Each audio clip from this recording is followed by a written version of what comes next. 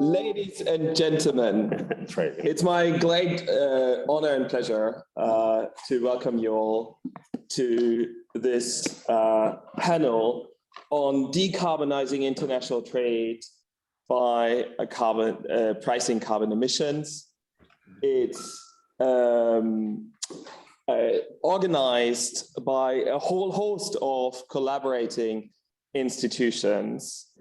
I'm the director of the Center for European Legal Studies at the University of Cambridge, but we're organizing this together with the Center for International Sustainable Development Law, the Cambridge University Bennett Institute for Public Policy, and the European Climate Foundation, as well as, and it's my particular pleasure to highlight also the sponsorship and contribution of Sidley Austin LLP.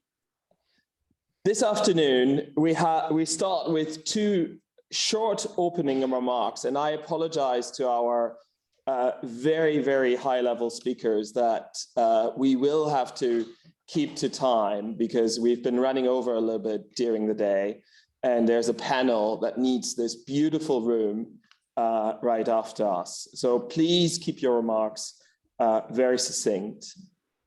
And I will then also introduce my co-chair, Dr. Matthew Agarwala, who is the project leader on in the Bennett Institute for Public Policy. But without further ado, I'd like to introduce His Excellency, Chad Blackman, the ambassador for Barbados and a representative to the WTO on this very important topic. And as Dr. Birkbeck already highlighted, this COP has been in a way changed by the powerful remarks that his Prime Minister made at COP26. Ambassador Blackman, the floor is yours. Thank you very much, Excellencies, distinguished guests, ladies and gentlemen. Certainly let me say how heartened I am to join you. I wish I could be there in person, but some other duties permitted me not to be there. Now, as we speak, the eyes of the world are on Glasgow. There's no secret. And the actions and commitments that the world's leaders will take during the COP26 will have severe consequences for future life on Earth. For far too many, it could mean as much as whether the next generation will inherit a place that is fit for existence. Sadly, this is precisely the situation that many smaller and developing states that are on the front line of the climate crisis find themselves. Now, the science from our most credible organizations and institutions continue to substantiate the notion that a rise above 1.5 degrees Celsius could cause irreparable harm to the Earth's climate and invoke catastrophe for smaller and developing states and other low-lying coastal areas across the globe. The global community must therefore, in the climate dialogue, exercise the requisite political will to make commitments that guarantees 1.5 degrees Celsius and carbon neutrality in the short to medium term, if we are to have any meaningful mitigation against the climate crisis. Now, the approach taken to ensure sustainability must, however, be multifaceted in nature and therefore include efforts at the national level, including green regulation, mainstreaming climate adaptation policies into trade policies, and defining national determined contributions, as well as the international level, specifically as it relates to the provision of promised and enhanced climate finance and cooperation across the international and intergovernmental organizations. Of course, trade has been identified as a significant contributor to the climate crisis, and other issues that exacerbate its impact. For example, plastics pollution, marine litter, and the increase in greenhouse gas emissions. To conceptualize the enormity of the issue, one must only think about the US $1 trillion plastics industry.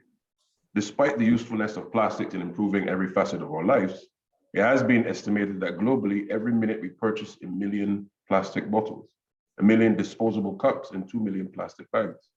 It is also estimated that every minute, an entire rubbish truckload of plastic ends up in the ocean. Very staggering fact. Even more alarming is that over 1 year, this adds to an estimated 8 million tons of plastics. It's encouraging, of course, to hear that countries are now recognizing the contribution that trade has made to the environmental crisis that's currently gripping all of the countries in our regions in the world, and that despite its negative impact, trade and environmental sustainability or environmentally sustainable trade is actively being discussed at the international level. As an ambassador and a native of a small island developing state, of course, Barbados, that continues to experience the impacts of the climate crisis firsthand, we have maintained the need to focus on the nexus between trade and climate change and natural disasters for some time now. It is therefore commendable that countries within the World Trade Organization, of course, the organization that treats to setting and adjudicating trade rules, have recognized the need to establish forums to discuss plastics pollution and environmentally sustainable plastics trade and environmental sustainability, so that trade can also serve as a solution to the environmental crises, and that trade rules serve to promote sustainability for all. The Marrakesh Agreement establishing the WTO sets the framework for sustainable development through the protection and preservation of the environment, and therefore provides guidance as to how discussions should evolve, that is, in a manner that is consistent with the needs and concerns of members based on their different levels of development. The issues that have been put forward to date range from the liberalization of trade in environmental goods and services, addressing the trade-related aspects of climate change adaptation, the circular economy, biodiversity laws, as well as border carbon adjustment measures, fossil fuel subsidy reform, and greening aid for trade, to more modest objectives such as enhancing, of course, cooperation with the international organizations, the identification of effective trade policies, or measures to support the implementation of actions under other international processes and efforts, and strengthening cooperation and policy coherence within the rules and mechanisms of the WTO. And lastly, enhancing trade-related capacity building and technical assistance needs of developing countries. Now, ladies and gentlemen, some countries have been motivated by their carbon reduction ambition and nationally determined contributions to advance equally high levels of ambition in the discourse of the WTO. There is a need, however, and a big however, to ensure that there is an enhanced trade-related capacity for developing countries to engage and negotiate on areas of the environment. It is only through full engagement that the outcomes and actions on areas related to the environment can deliver on the type of action necessary to address trade-related environmental challenges that can redound to the positive impact on the ground. Now, to date, only the IDP takes account of the challenges faced by small and developing states in terms of the issues that the dialogue is meant to cover. Greater efforts need to be made so as to ensure that these discussions are not meant as a driver for protectionism or building competitiveness, but rather that they respond to the issues at hand and ensure that those that have contributed less to the problem are not meant to pay for the problems created by others. This is one of the issues that have been borne out in the fisheries subsidies negotiation currently going on within the WTO. The issue of fairness and equity must therefore be critical features to be considered in such discussions. And finally, on a more general note, WTO members need to carefully consider its principle of consensus, inclusivity, and special and differential treatment. The organization is at a serious point where reflection and reform will be critical if it is to remain relevant and also address the interests of all of its members, particularly those that are most vulnerable. And going back to the discussions at hand, Glasgow must be, and I repeat, Glasgow must be viewed as the start of a new, renewed commitment to saving humanity from itself, and therefore our embarkation on an extraordinary transition that would ensure that we do not breach the limit of 1.5 degrees Celsius. The agenda of COP26, which includes mobilizing climate finance, scaling up adaptation and mitigation commitments, finalizing the Paris rulebook on loss and damage, and adapting new and ambitious nationally determined contributions, will therefore be critical in our ability to meet these ideals. I thank you very much. Thank you very much, Your Excellency, Ambassador Blackman. And without further ado, I'm going to invite the Honorable Pascal Lamy, of course, former DG of the WTO and former EU Trade Commissioner, as well as former chair of the Jacques Delors Institute and current chair of the steering group of the Paris Pace Forum. Sorry, Pascal, c'est votre parole. Thanks very much, Markus, and thanks to you and your colleagues for inviting me for a few words.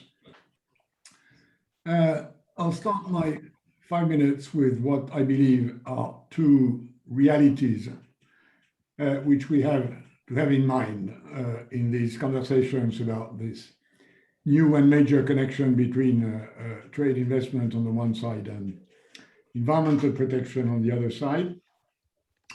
The first one is that we all know that moving to zero net carbon will necessitate a profound transformation of our production systems with a major carbon pricing increase. That's, I believe, a given now for everybody. Second reality, which I believe we have to have in mind, is that whatever view we have about the future of globalization, our production systems of goods and services will remain interconnected and interdependent. It's not a question of whether, it's a question of how much. There may be different views on that, but international trade openness will keep remaining a major issue, especially for developing countries. The problem is that decarbonization could seriously impact international trade in investment, as carbon pricing will be done in a very heterogeneous way, and this is already what's happening. Time horizons for decarbonization are different, 2050 for some, 2070 for others.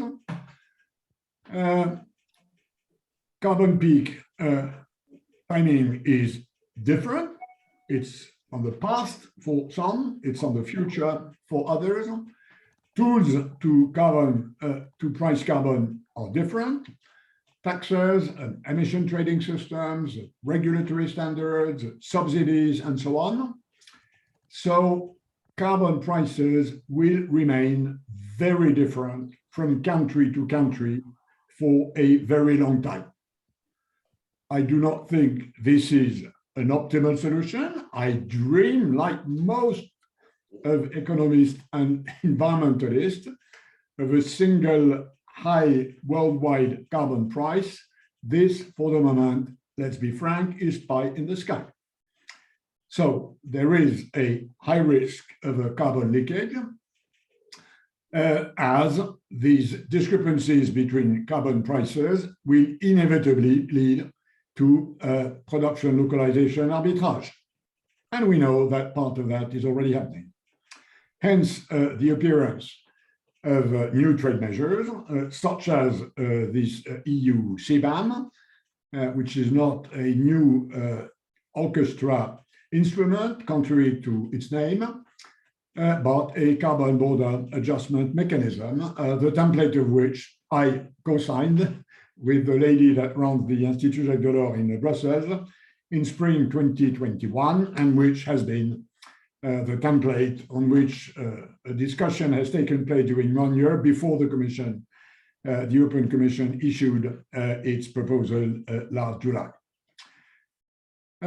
Of course, this is tricky, complex, technically, economically, legally, diplomatically, and especially in the case of the EU, as the EU wants the CBAM to be both WTO compliant, and that is pretty clear. And I think the EU should also want to make this coherent with a pro-development trade policy, which has been the case for the last 30 years. So devising a CBAM that matches these two criteria is complex, and we will see whether what the Commission has cooked will pass muster when discussed by the Senate of the Member States and by the House of the European Parliament. The most important, and that's my final point, to remain within my a lot of time. I think the most important impact of this CBAM so far has been to trigger a very welcome conversation about how could we do this carbon pricing, which a priori is so fragmented, so different, into something which would be more comparable, more compatible, and in a way more coherent. And I think this conversation is taking place. When I discuss with my Chinese friends or my Russian friends or my American friends, they tell me, well, we don't like your thing, but let's recognize it obliges us to put the finger on what's going to happen when carbon pricing increases. And this is going to take place in the EU and elsewhere. So I finish on that, just making you remember that in our proposal, including the initial one, we had proposed to create within the World Trade Organization a carbon pricing comparability forum, which in a way, the recent German proposal, which we will find in the new coalition agreement, calls a sort of carbon club system. It's maybe another version, but I believe that the next step is really to look at this comparability, compatibility, carbon clubs, and the way to do that is probably to have this in the World Trade Organization. Thanks for your attention. Thank you very much, Pascal Lamy. Thank you.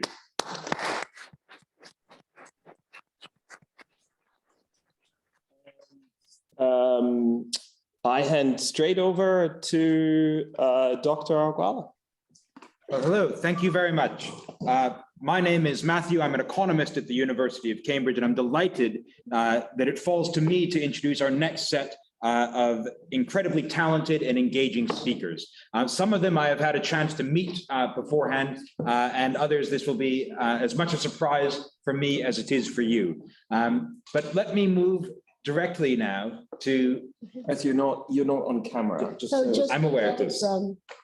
Can we move to Vicky Chemutai, the World Bank's own, who will speak to us about the intersection between law and economics and where trade sits in managing the movement of carbon and emissions around the world. Vicky? Thank you so much, Professor Matthew. I'd just like to really thank the organizers for, sort of inviting me to participate in this very stellar panel that has been put together. I think I'll go straight to just reflecting on the emerging carbon emissions landscape, right? So we all know that the developed world has really contributed the most to the atmospheric stock of CO2. For example, the US has released more than 500 gigatons since 1850 and is responsible for really 20% of that atmospheric stock of CO2.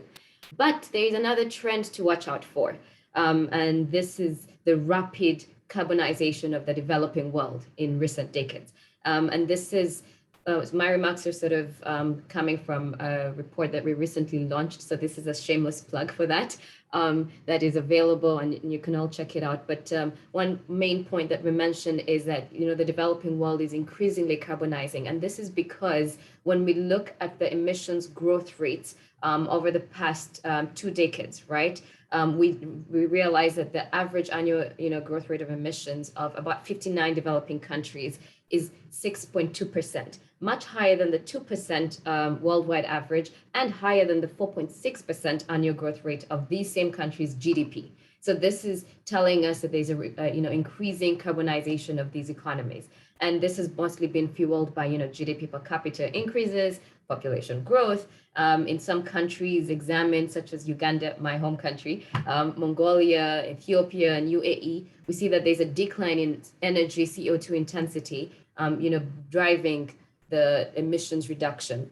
So while these sort of emerging emitters that we're calling them have collectively contributed so much, very little to the overall atmospheric stock of CO2, we need to watch out for the fact that their growth rates are coming, to the forefront in terms of emissions contribution, and will increasingly likely do so. So these emissions will be influenced by, strong and sustained economic growth, crucial for poverty reduction, increases in population, and so forth. And moreover, heavy carbon energy consumption will continue to drive significant emissions.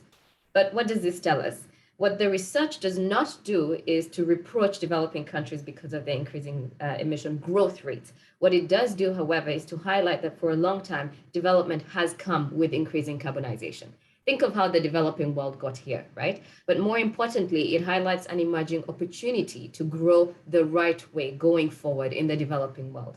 And one strong message that we take away is that climate change mitigation mechanisms are, sine qua non with developmental and economic growth strategies. And we're constantly trying to push this message as the World Bank, because we realize that unless it is mainstreamed in the country's development growth trajectory, it will be very difficult to sort of bring in these very necessary reforms. So the opportunity there is really in installing and utilizing these carbon efficient technologies to fuel domestic production, transportation, and consumption patterns. But how can these technologies and services be accessed? And that's where trade comes in. That's where the topic of today's discussion comes in. So we find that trade can really be a sort of perfect conduit, a channel to drive cleaner production and consumption patterns. And we find that low carbon technologies are really crucial to limiting the surge in emissions. One of our modeling analysis shows that, adoption of these low carbon technologies can considerably influence future emission reductions. For example, with early adoption of application of carbon capture and storage and renewable energy in the power sector and electric vehicles replacing all oil-fueled cars, these emerging emitters could reduce emissions by more than 600 metric tons of CO2 by 2040. And this is close to 10% of these countries' total emissions by that time. So that shows you the degree of the magnitude that could be averted. Removing barriers to trade in these products can support the move to this low carbon future, facilitating the sharing of knowledge on how to implement this low carbon transition. And this can really be important steps to emission reduction and have positive spillovers towards building resilience to adaptation.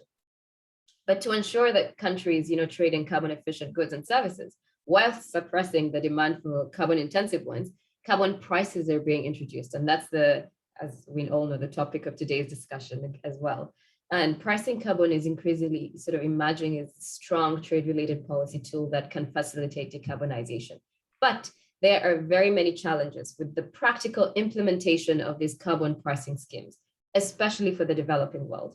Take the example of the in vogue CBAM, the Carbon Border Adjustment Mechanism.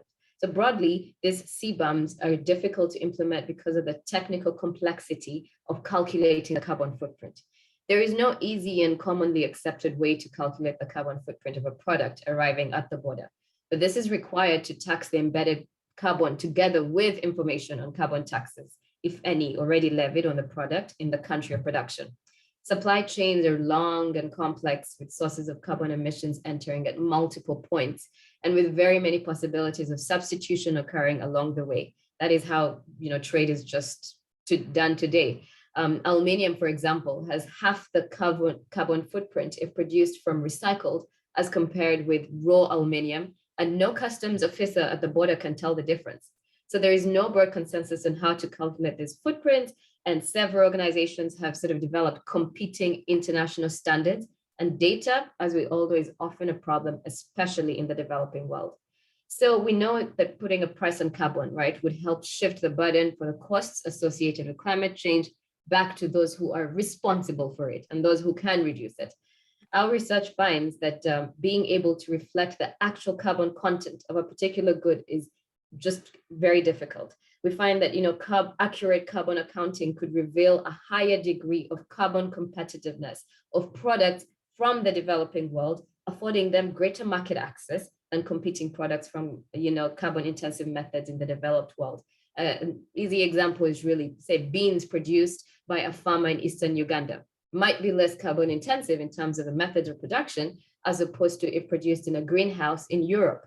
So this tells us that there's scope for the developing world to compete favorably in this new, this new world of low carbon transition.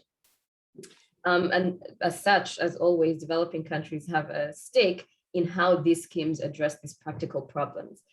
Common methodologies to calculate the carbon content may be difficult to apply, in these countries, but commonly used standards for carbon footprinting require that many subjective choices be made in these calculations. And they leave plenty of room to arrive at different estimates by simply verifying varying sort of plausible assumptions and using different yet respectable sources. Moreover, using internationally created benchmarks from the developed world greatly undermine the carbon competitiveness of LDC exports. For example, a study of sugar exports from Malawi and Mauritius found that if one of the main standards developed for carbon accounting, this is by the British Standards Institute, called PAS 250, were applied in the calculation, 30 emission volumes associated with changes in land use dominate the estimated carbon footprint. This reflects the fact that, in the developing countries, prior land use is often unknown. And in that case, this PAS 2050 standard carbon accounting methodology sort of prescribes the use of a worst case benchmark. And in this case, it increased the carbon calculation of sugar exports by over 1,900%. So you can see the huge sort of inflation of carbon sort of accounting in this methodology that is used. So in general, the greater the use of benchmarks, right, and readily available data, rather than tailor-made product-specific data, the easier and less costly the calculations will be. But ease and economy may come at the cost of incentives, we know that, and hence impact on global emissions and WTO legality. So to give individual producers and importers an incentive to lower emissions, calculations must reflect the emissions of those individual farms. Oh, my time is up, sorry. Thank you so much for your presentation. We're slightly running behind our timetable, which is action-packed today. Thank you very much for your presentation. And we're going straight to Dr. Carolyn Buchbeck. She's the director of the new Forum on Trade, Environment, and the SDGs, based in part at the Graduate Institute in Geneva. Carolyn, welcome back. Great. Thank you so much, Markus, for the introduction and for convening this very timely meeting today. It's an honor to be with you all. So as you've mentioned, our work at TESS is focused on supporting multilateral discussion and cooperation on trade, environment, and the SDGs. And so my aim is to bring some of that Geneva or multilateral perspective to our discussion today. But first, I wanted to make three general points, and some of these have been alluded to already, but I think the first is when we're thinking about moving towards decarbonized international trade, we need to emphasize that it requires ambitious and rapid economic transformation in all countries, but a key to this is how to secure a just transition for all countries as well. And in this case, we need to ensure that our trade policies and our climate-related trade policies incentivize and support countries everywhere to decarbonize, to adapt to climate change, and also to thrive. And so I think here we need to be thinking hard about what are the most effective policies for most rapidly helping developing countries to bring down their emissions. Obviously, developed countries primarily, the major emitters, but also the fastest growing emitters in developing countries. And at the same time, alongside these efforts, we really need to think carefully about how to address the existing impacts on the impacts of these policies on trading partners, especially on developing countries. And I know that your focus today is on decarbonizing international trade, but I think we also need to think harder about the adaptation side, how to help countries adapt their tradable sectors to climate change, noting that the climate crisis impacts developing countries disproportionately, many of those that have the least capacity to address these challenges, and these impacts fall directly on their trade sectors. And just in second point, in terms of context, is to think hard about the politics of climate and trade, which I think Ambassador Blackman has also mentioned, is that many developing countries already have an array of unaddressed trade priorities in the multilateral trading system, and they remain concerned about marginalization and about unfair trade rules. And they don't want to be further marginalized in a green global economy. And this is a real risk. If they can't compete with the scale of green industry packages, with government procurement, subsidies, investment in R&D, the developed countries are throwing at this decarbonization challenge. And it's great that they're putting all of this energy into the decarbonization challenge, but most developing countries can't match that. And so it will be, and they want to build their own green industries and to compete in a green global economy. So we need to think harder about how we can ensure that they have access to adequate finance, that they have access to technology, and that they can get these rapidly and at an affordable price. Otherwise, we risk just creating a two-tier green global economy, and one that actually doesn't help address the big challenge at hand, which is the climate crisis. So I think that's critical. On the carbon pricing issue, I think it's also important for us to remember that there is a wider climate and trade agenda as well. So obviously the carbon pricing piece is critical, and it's really on the table now with the CBAM initiative, but there are other efforts that can be pursued around trade in goods and services, around climate standards, fossil fuel subsidy reform. There's work to be done on trade-related transportation emissions. Sustainable agricultural trade is a huge issue that needs to be addressed, and also green aid for trade to support countries with climate adaptation and the shift to climate-friendly exports. So all of these warrant more dialogue and attention. And as I'm sure I'm running out of time, I wanted just to emphasize that in the WTO context, there is a lot of very specific concern around CBAM and BCAs. There's a lot of uncertainty. At recent committee like the Council for Trade in Goods at the WTO, we had Russia, China, Paraguay, Uruguay, the US, Bahrain, Armenia, Indonesia, Pakistan, South Africa, India, Japan, a whole suite of countries raising questions about CBAM and wanting to understand more about how it would work. Now, not all of this is opposition, but it is countries seeking an array of assurances about how this will work. There's concern about the impact on their exports.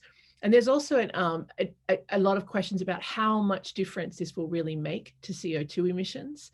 And also, I think the really key question is for many developing countries is uncertainty about the cumulative impacts. So at the moment, we're just looking at CBAM, but if many other countries adopt these policies, what will they adopt and for what sectors and on what time frame? And I think these are all things that make it very difficult for developing country businesses to plan and to understand where they're going, and also to feel like they have a say in this. And so I think here what we're now hearing increasing calls about in the WTO context is for a focus on common but differentiated responsibilities, and the importance of thinking about these trade-related measures in the context of the UNFCCC principles of common but differentiated responsibilities as well. But just to end on a positive note, I think two things that are really, really positive that are going on is that we have a leadership of the WTO Secretariat of the WTO who's very interested in the WTO playing a stronger role on climate and trade issues. She's called for leaders to request that the WTO, the IMF, the World Bank, and the OECD work together on a common methodological approach to carbon pricing as one way to try and help support this discussion. And members themselves are really recognizing the need for more multilateral dialogue and discussion. And so the key thing I wanted to draw your attention to is the launch of the structured discussions on trade and environmental sustainability at the WTO.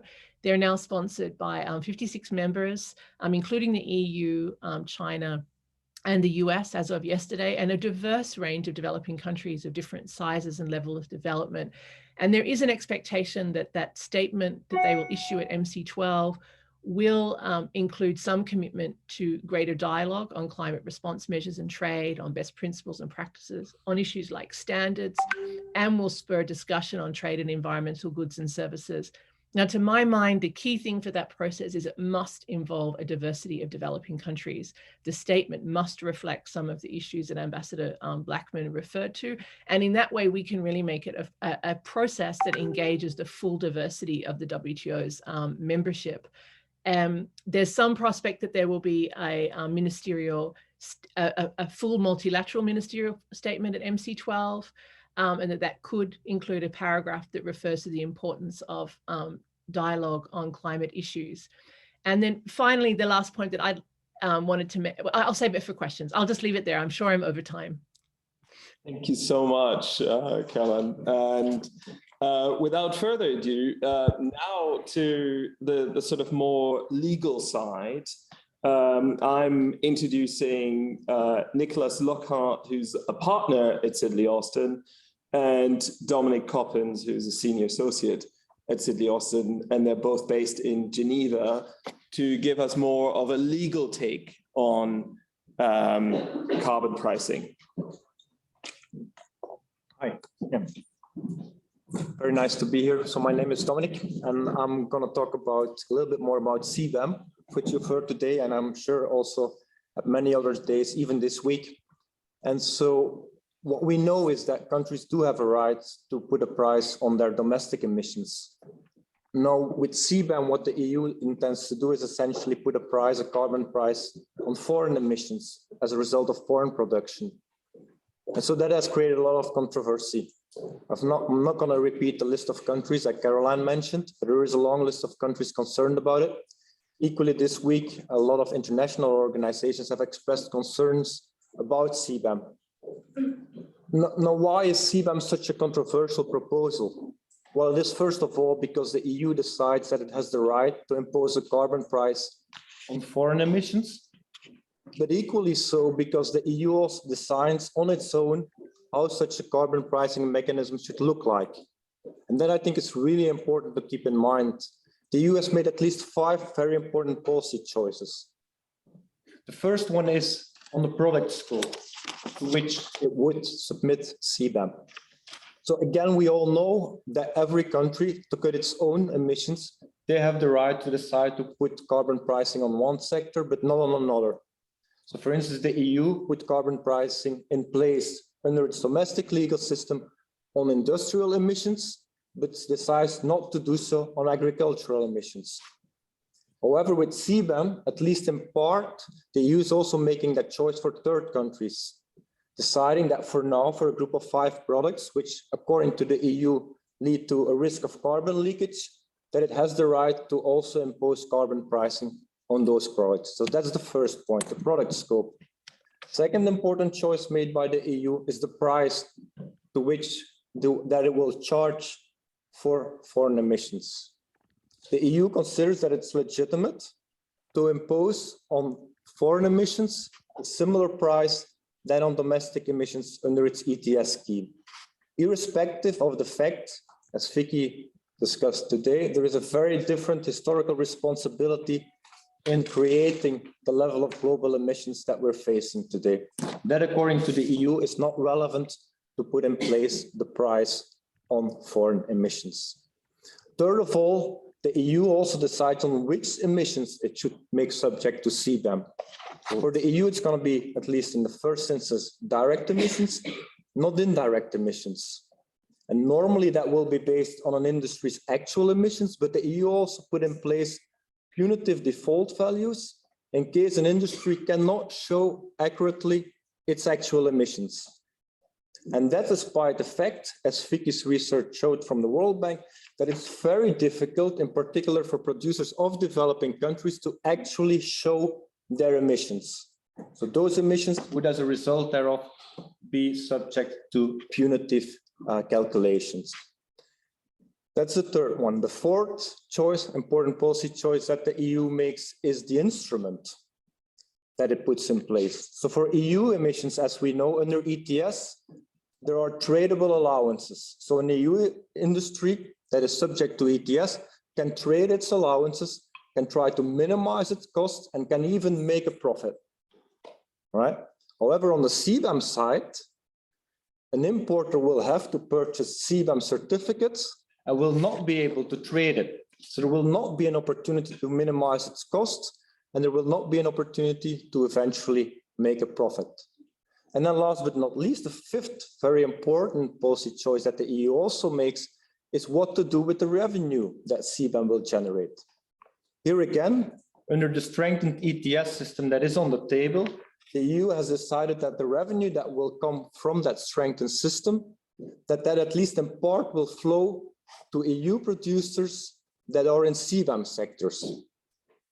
On the other hand, for CBAM, the revenue from CBAM that will not flow back to exporting countries nor to their producers, that will end up in the EU budget. So the 5 choices that the EU has made leave an important question, like Caroline mentioned.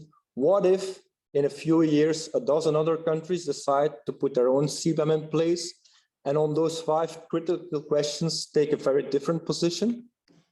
So to me, I think the unilateral choices that the EU has made show one thing, and that if you really want to have a fair and a very effective carbon pricing, which I think we agree we should have, then it needs to be built on a collaborative approach and not on a unilateral approach.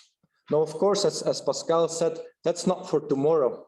But I think the big question that CBAM leaves us with is whether with its unilateral approach, the EU has induced more cooperation on carbon pricing, or whether it has rather undermined the trust among countries that is needed to put a fair system in place. Thank you. Thank you, Dom. That was right on time. My timer just went off. Congratulations for that. Our next speaker online is Relane Martin from the International Chamber of Commerce. Thank you very much to the organizers for the opportunity to join you for this session today. It's an absolute pleasure and honor to be with you, to share perspectives on behalf of the International Chamber of Commerce, which is the institutional representative of over 45 million companies around the world. I did have a slide I wish to share with you, just one slide, and I'm hoping that I could keep to the 5-minute time limit. So I'm not too sure if the slide is available to share. Thank you so much. Thank you. So I'm just going to give you some general background from ICC. So ICC certainly stands behind collective efforts to tackle climate change and limit the global temperature increase to 1.5 degrees.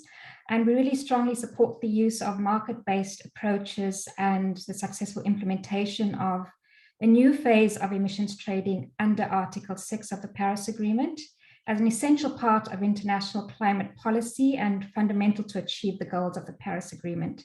As we've all heard, the issue of carbon pricing is certainly at the heart of discussions and policy initiatives globally in an effort to mitigate climate change, and will certainly play a key role in achieving the goals of the Paris Agreement.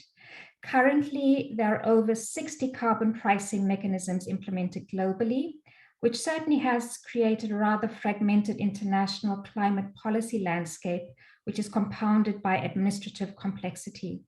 And so with growing impetus by countries to consider carbon pricing mechanisms, it's clear that there's a strong need for a consistent and coherent approach to carbon pricing, which will help to reduce this fragmentation, which really increases challenges for businesses globally.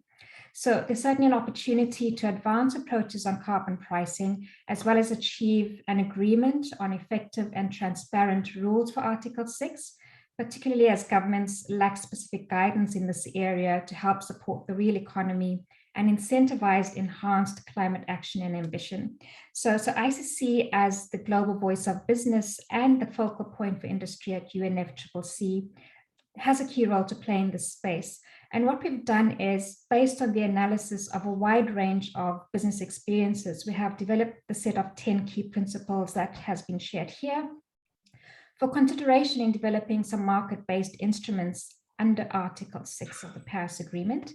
And I'm just going to go through these very quickly, given the time that we have. So the first one, and the preliminary one, is focus on GHG emissions reduction as a prime target, including the prevention of GHG leakage. So the carbon pricing instrument really needs to be considered and designed to focus on emissions reduction and removals in accordance with the 2030 and 2050 climate targets.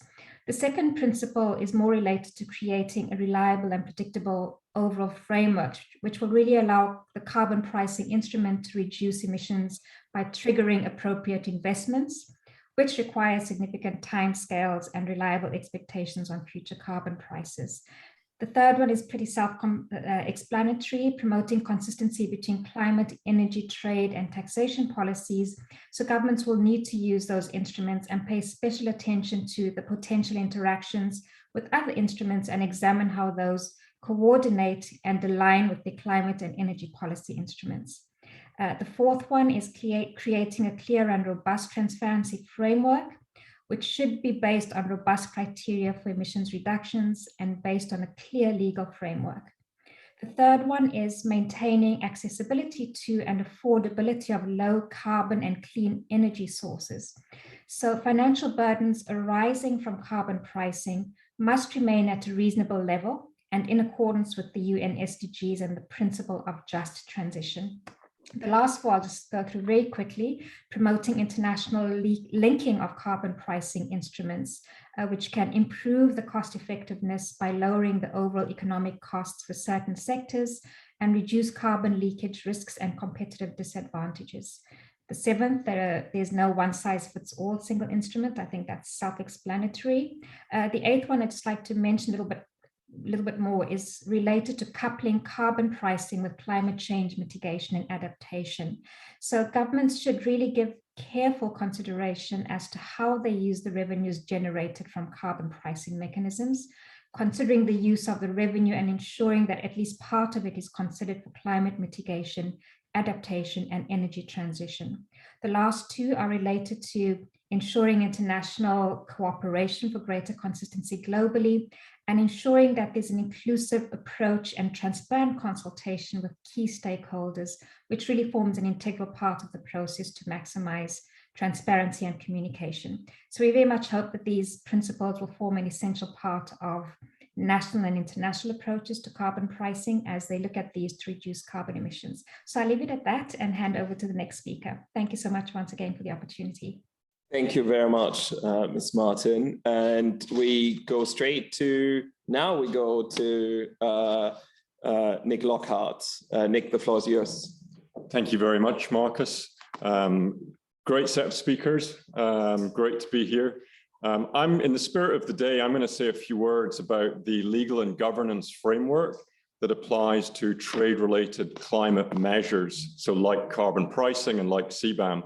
A particular feature of these measures is that they are something of a legal hybrid. They've got a foot in two different legal worlds. One of those legal worlds is the international trade world, and the other is the international environmental world. So together, these two worlds make up the legal and governance framework for climate-related trade measures, trade-related climate measures. Now that has a general consequence, and it has a more specific consequence for the WTO.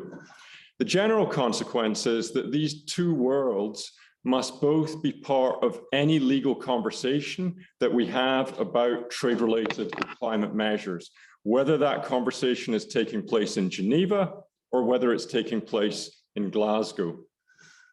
The more specific consequence is for the WTO that I want to mention. And that comes from the fact, as the WTO's appellate body has said, that WTO law does not exist in clinical isolation from the rest of international law. So to put that simply, what that means is when we are in the WTO world, we cannot simply forget what has been agreed in the international environmental law world. These two worlds together make up the legal and governance framework. So what is it that when we're in the WTO world, we need to remember from the international environmental law world?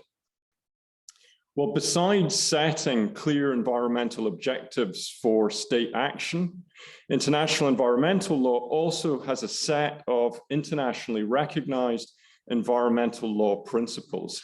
And those principles set out how states should act to tackle environmental issues. And those principles reflect an internationally agreed balance, an internationally agreed compromise on how to take environmental action. Now, there are three of those principles that I think are of particular relevance in the WTO and to instruments like CBAM and other trade-related climate measures. And they are part and parcel of this overall holistic legal and governance framework. The first is the principle of sovereignty, which is, as you'll know, a bedrock principle of public international law generally. Sovereignty over natural resources, but also significantly sovereignty over a state's own development and environmental policies. And that means, as Dominic alluded to in a moment, that in principle, states have the sovereignty to make their own choices about economic activities that are taking place within their own territory. And so that means from an international environmental law perspective and a public international law perspective more generally, the country of production has the sovereign authority to determine what regulation it wants to put in place for production activities taking place within its own territory. Vicky earlier mentioned carbon charge on beans versus, say, a carbon charge imposed on steel. It's for each country to decide for itself which products to choose in principle, whether it's beans or steel. And they do so in striking that balance between their own development and environmental needs and choices, accounting for their own circumstances. The second principle I want to mention is the principle of common but differentiated responsibilities, which is written into the UNFCCC and applies whenever a state or party is taking action to achieve the objectives of the UNFCCC. And that includes whenever a party is taking action on a unilateral basis. Now, CBDR, as you know, means that there should be different economic burdens placed on different states depending upon their level of development.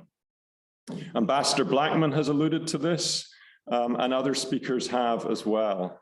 When we are in the WTO world, whether we're considering unilateral actions or new international rulemaking, we have to keep in mind common but differentiated responsibilities.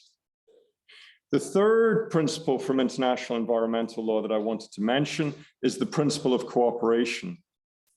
The principle that states should act together to tackle transboundary environmental problems. Ray, a moment ago, alluded to the severe fragmentation that we're seeing in carbon pricing. And just this week, we've seen a variety of calls for international cooperation on carbon pricing from the World Trade Organization, the IMF, the World Bank, and various others.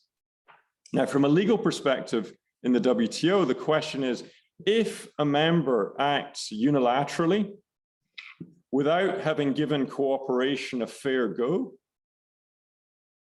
then can we ignore the fact that the state is violating its WTO obligations and failing to respect, in so doing, a principle of international environmental law, and at the same time arguing that it's pursuing environmental objectives?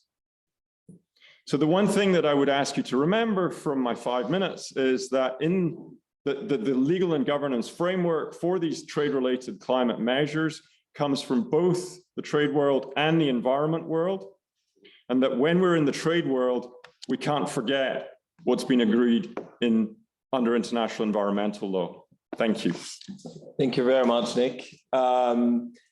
We're now going, without further ado, to our next speaker. Anna Stanczyk is the senior partner and founder of ENA Law.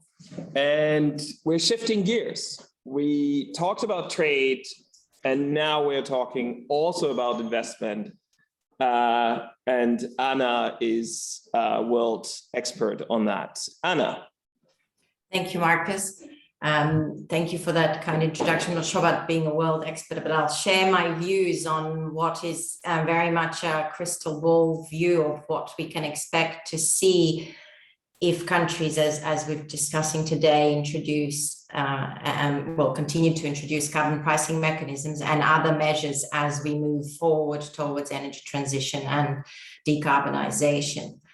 So I'm dealing really, I've been asked to sort of concentrate very much on investment treaty arbitrations, although there are many other mechanisms which investors and others, civil society, may use both against governments and investors as we move in the field of decarbonization. But concentrating on investment treaty arbitration, what we already have are cases that have been brought by investors where, and I'll just give you some example, the Koch case, which started last year under NAFTA agreement with respect to Ontario's decision to cancel cap and trade programs aimed at reducing carbon emissions.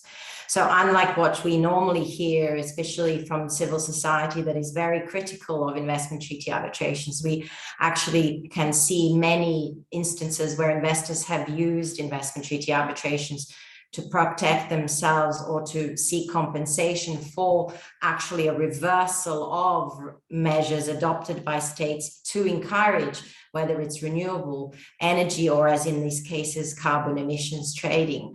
And there are many other examples. For example, there are now cases in Romania that have been brought with respect to the government's decision to cancel green certificates, which were originally introduced by Romania as part of the EU regulatory framework to encourage renewable investment in renewable energy.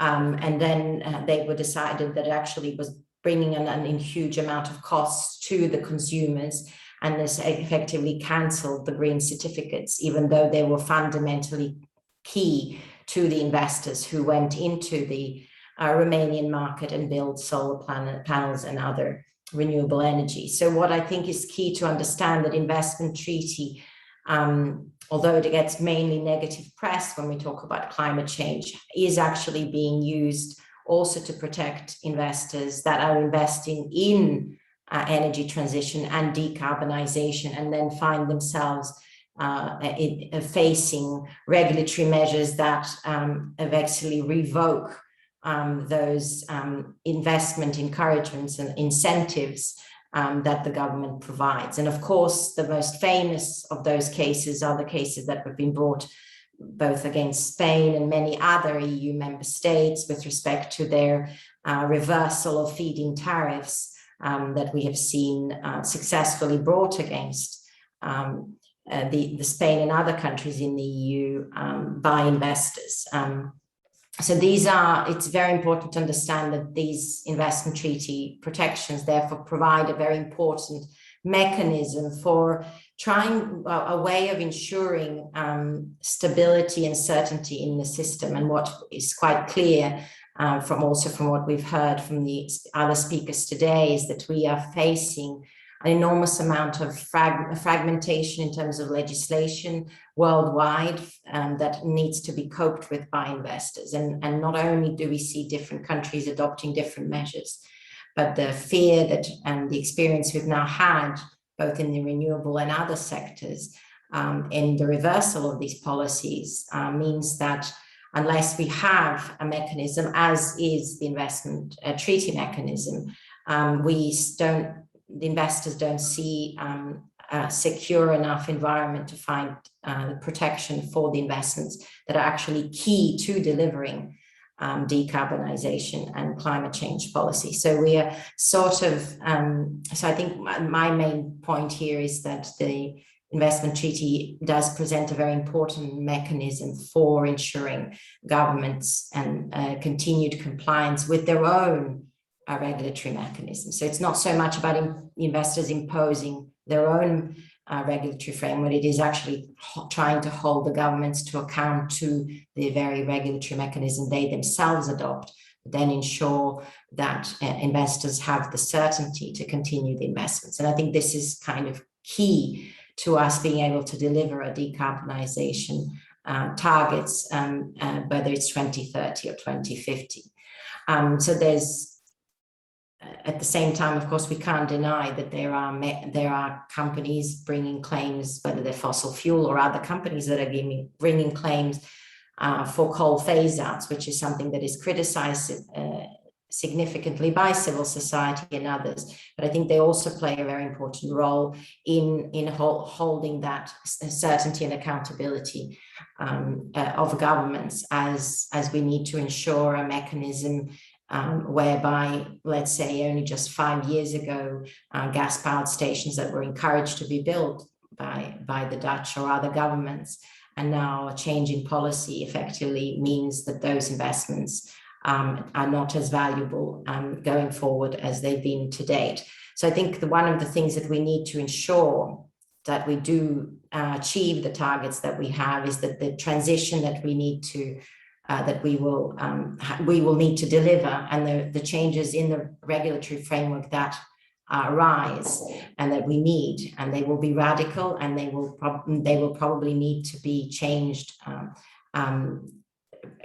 more than one, at a much higher speed than we have seen, especially in the energy sector to date, we need to ensure that at the same time we provide investors with some sort of stability so that actually investments do take place, because without the investments, the entire energy transition is not possible. Maybe just as a final note, and this is just my personal view, although we're concentrating in particular at COP26 at carbon and delivering reductions in achieving zero carbon targets, I think as we move further in the discussion, we will have to face a much more complex sets of assessments that we will need to take, whether it's with respect to biodiversity and other matters that we will need to bring in into the regulatory framework and then in the assessments of investments. So carbon pricing is probably only the beginning of a much more complex assessment that we will need to make, and a regulatory framework that will need to be much more sophisticated in the kind of encouragement that it gives to investments in order for us to actually achieve a sustainable life on Earth for the humankind, and also protection for the environment. So carbon, in my view, is just a step in the direction that we need to take. Hence, investment treaty arbitration will become even more complex matter to handle. And the concept of legitimate expectations, which is going to be the fundamental thing that is going to be the basis of the claims that investors may be bringing against states, will be key in going forward. And I'll stop there. Thank you very much, Anna. That was very succinct at the end. Thank you. Our last but not least speaker and discussant is Ricardo Melendez Ortiz, who's a well-known expert and famous former diplomat focused on international trade and sustainable development challenges. Ricardo, the floor is yours. Well, thank you very much, Markus, and thank you, Nick, for the invitation. It's really a great pleasure to be in this room, particularly, and at the University of Glasgow, really. So I have to say that I'm very happy also that I'm coming at the end, because you've had a fantastic panel and you've covered all the ground. But let me just try to focus on maybe 3 words and take you from there. The first one is on carbon pricing. And I think what is clear from what we just heard is that we're in an exceptional moment in history. We're being challenged, and we've been told this week very loudly, by a situation that makes us rethink our governance, legal systems, even economics. So I was told by someone that Adam Smith used to lecture in this room, and I do wonder what those kind of thinkers would think of the moment. We also are right now at a time when the window of opportunity to address those challenges is narrowing very fast. This is what we heard from science just very recently. And so when we talk about carbon pricing, we need to know that the first thing is that this is not the panacea. We know that internalizing the cost is not going to make the market deliver for us a safe planet. It will need to be complemented by a whole array of other instruments and actions. And this is absolutely critical. It's essential to get into carbon prices, but it's not sufficient. And that's important. Now, on the essential, we've been tinkering with carbon taxes and markets, but we need to better understand how do we do pricing through regulation and standards. And we need to better understand, as it was mentioned by some of the speakers, how do we get to the measuring without being in a way scared by the complexity of that task? It is possible. We've been looking at the science. We also know that producers of the goods that are traded, and particularly those few goods that we're talking about that need to be targeted with priority, are firms that will need to disclose information on their production processes. So it shouldn't be that difficult to get to the point where we can really measure accurately what is the carbon that is embedded in the goods that it's being traded, or that it's indirectly associated with it. So again, on the carbon pricing, another point that I think is important is that carbon pricing is climate policy. It is not trade policy. It is about hopefully, again, getting the prices right, domestic-wise. And then we live in a globalized world, and therefore we need to make sure that the frameworks that we have to manage the interdependence in which we live do adjust and adapt to that situation where we would need to account for this diversity of systems that everybody's talking about. And so let me move very quickly to that. We've heard about CBDR, and that's an absolute critical principle of the Climate Change Convention, as is the question of differentiated treatment in the WTO and in trade agreements. Now, on CBDR, when I think about carbon pricing, what comes to my mind is actually the RC. And as you know, it's about respective capabilities. And this is really what we should be thinking about. Carbon pricing systems, whether they're first triggered in those 6 largest emitters or in the developed world, and then complemented gradually by others, should allow for, again, through compensatory mechanisms and other ways, to get us into a situation where we do pay attention to the question of capabilities, the geography of resources, innovation capabilities, and so on. So that leads me to the question of the CBAM. I'm just running quickly through time. And so I want to invite you to think about the CBAM really as a proposal that has been made by the European Commission, and we know it's a proposal. It still has some long and probably tortuous way to make it into a definitive design. It has to go through the Parliament and the Council. There's probably going to be not only all the controversy that is taking already place, but probably a lot of tinkering and adjustment that is going to come from the political economy of the EU itself. But as it happened when the EU added aviation to the emission trading scheme, it should be taken as a call for cooperation, an opportunity to understand that now is high time really to get serious about the carbon pricing and about how do we respond to this.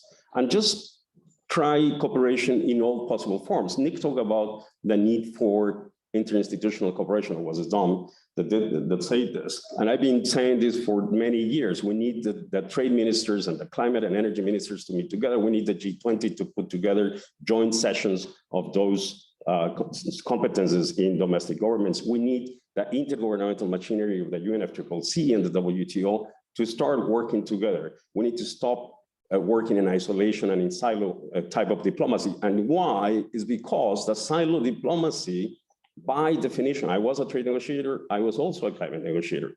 And when you're a negotiator, you're sort of a mercenary. You're given a mandate. Your mandate is to think about what are your priorities. And you can't really throw to the trade negotiators, and we now have long experience of this, the whole kitchen sink of such challenges as the one that we're thinking about. So in summary, do think about the CBAM as an opportunity to really increase this dialogue, more analysis, more work intergovernmentally on how do we do cooperation on carbon pricing in all these areas that have been listed, from the possibilities of a global carbon price with a common price floor to ideas that have to do with a system that is fragmented but under common principles, rules, and the right mechanisms for the interface. So I leave it there, but thank you very much. Thank you very much, Ricardo. I was just given the sign that we need to quickly wrap up, but we cannot have a session without at least a minimal amount of interaction. We have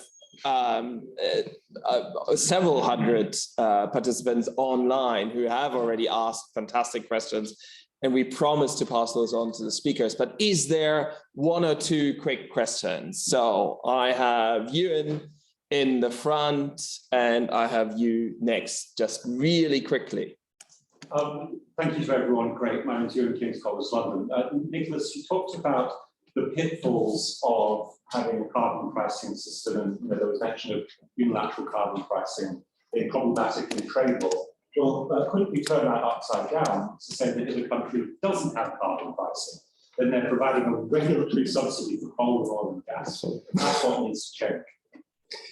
Very good question. Next question, please. And briefly introduce yourself. My name is Manisha, and I am a student at University of Cambridge, and I am in the course of International Energy Laws and Policy. So my question was about carbon pricing, and as we know, China recently have a national carbon market, which we recently initiated. So when we talk about developing and developed nations, the things are very different. Apart, and China is forming a national capital market where the carbon trading will be covered under the private and the property laws, and it will be governed under the jurisdiction of the regular trading laws. So how pertinent it is according to you that other developing nations should follow this with respect to carbon pricing on a national level? Two perfectly valid questions. A 30-second answer from our panelists. Matthew, did you want to come in? Sorry, Matthew works on those value-based questions. Do you want to quickly? It's an extremely important and interesting and exciting question.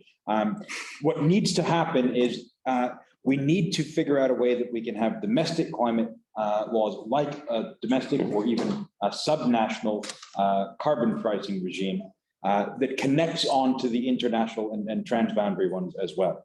The theory is, an economist talking about theory, the theory is if we can get this to work, then the first country in the supply chain would be the one that races to impose the carbon price. Because if the carbon's going to be taxed somewhere, I might as well get the revenue.